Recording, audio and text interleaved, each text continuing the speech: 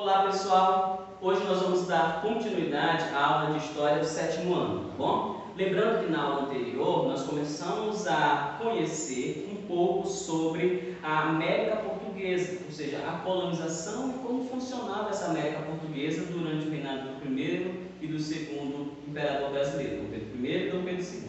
Hoje nós vamos estudar a segunda parte desse conteúdo e eles se encontram na página de número 209 a 218, tá bom? Então vamos lá.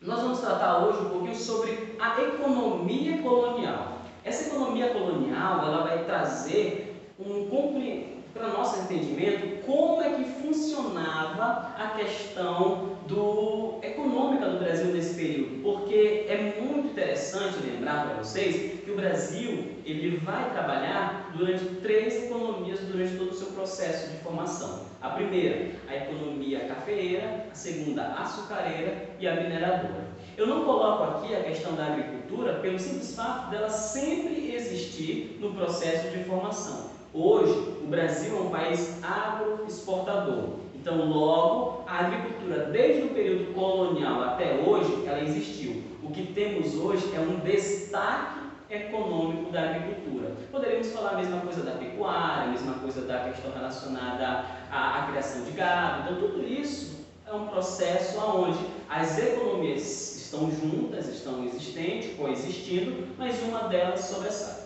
Durante esse período colonial que nós estudamos, durante esse período de formação do Brasil, até ele se tornar independente, até ele deixar de ser colônia e ele passar a ser uma nação formada, a economia inicial era a cana-de-açúcar, ou a produção de açúcar. E alguns motivos, principalmente três, marcavam a existência dessa economia no Brasil. Primeiro, a questão do solo e do clima do Nordeste, que era muito favorável à plantação desse produto, as canas-de-açúcar. Então, isso possibilitou a criação de um mercado forte de cana-de-açúcar. Segundo, os portugueses já haviam produzido açúcar nas ilhas da Madeira e no Cabo Verde. Então, eles já tinham domínio de técnicas para fazer essa plantação e o cultivo desse material. O terceiro, o açúcar alcançava muitos bons preços para a Europa. Ele gerava recursos enormes para a monarquia portuguesa. E isso motivava ainda mais com que os portugueses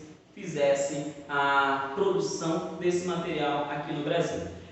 A mão de obra desse período, lembrando, era uma mão de obra basicamente indígena. Era uma mão de obra que era dada pelo domínio daqueles nativos que habitavam aqui, na região do Brasil. Ou seja, os portugueses eles conseguiram uma autorização para poderem fazer a escravização e, ainda mais, a exploração da mão de obra. E essa autorização veio justamente durante o governo geral. E quando o governo geral ele nomenclatura e dá autorização e promove o que nós chamamos de guerras justas, que são as guerras de colonização, é uma guerra justa por quê? Porque você vai poder fazer guerras contra tribos indígenas ou comunidades para poder dominar e escravizar. Por isso que é considerado guerra justa. Vale lembrar aqui que tem um filme muito bom, O Cineasta da Selva, que vai trabalhar um pouco sobre essas guerras justas e nele vai retratar como era esse movimento de guerras justas. A maioria desses movimentos ainda iam em nome de Deus. As igrejas católicas apoiavam esses movimentos porque, através desses movimentos, elas iam com o intuito de catequizar os indígenas e salvar. Por isso que elas acabaram tendo esse nome religioso posteriormente, as chamadas guerras justas, em comparação às chamadas guerras santas, que ocorreram na Idade Medieval. Tá bom? Então, como era muito difícil ter essa questão do controle dos indígenas, principalmente pelas revoltas que eles faziam e pelo não interesse em serem dominados pelos portugueses, e principalmente porque os indígenas conheciam os canais náufragos da Amazônia e os portugueses tinham muita dificuldade de conquistar e escravizá-los, os portugueses eles acabaram entre o século XVI e o século XVII entrando no chamado comércio africano. Eles faziam a escravização dos negros, traziam os escravos da África, na verdade, para o Brasil, para trabalharem aqui na lavoura de açúcar. Então, este outro foi um dos fatores que também possibilitou esse movimento. A mudança da mão de obra de indígenas para escravos foi um fator que também foi muito importante no Brasil, que posteriormente vai trazer um mecanismo de avaliação de mudanças econômicas em outras regiões. Por exemplo, nós temos aqui no norte a utilização da mão de obra indígena, por causa da questão dos chamados das drogas dos sertões, que são o quê? Produtos nativos, como cacau, como pimenta, como a questão da balata, da borracha. Então, isso tudo vai ser utilizado através da mão de obra indígena. Já na cana-de-açúcar, a mão de obra predominante que vai ser sobressair, já que no início foi indígena e agora é escrava, negra, então vai ser a dos escravos negros trazidos da África, tá bom? Então, 3 motivos também vão facilitar essa chegada dos escravos negros, que vai ser a questão dos indígenas não terem habilidade com a cana-de-açúcar, os interesses dos portugueses envolvidos no tráfico negreiro, que tinham lucros enormes, e a experiência dos africanos também na produção de açúcar. Então, esses 3 motivos vão motivar, na verdade, vão levar os portugueses no interesse da mão de obra africana na produção da cana-de-açúcar, tá bom? E outra, nós temos aqui a imagem de um engenho. O que é um engenho? Era onde era produzido a cana-de-açúcar. Porque não adianta falar na produção da cana-de-açúcar, mão de obra, mas se nós não entendemos o que é o engenho. No início, o engenho só era a máquina que produzia o açúcar.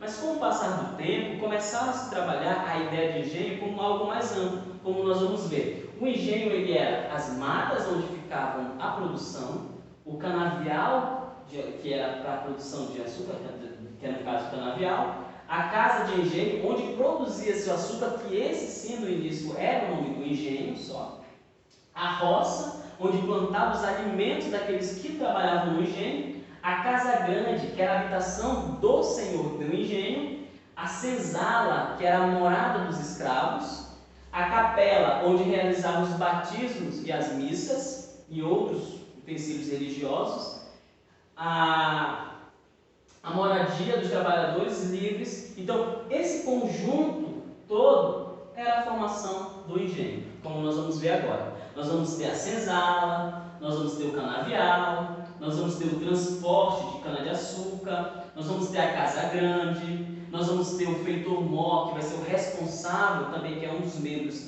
desse engenho, que é responsável por controlar todas as situações dos trabalhadores, e principalmente dos escravos.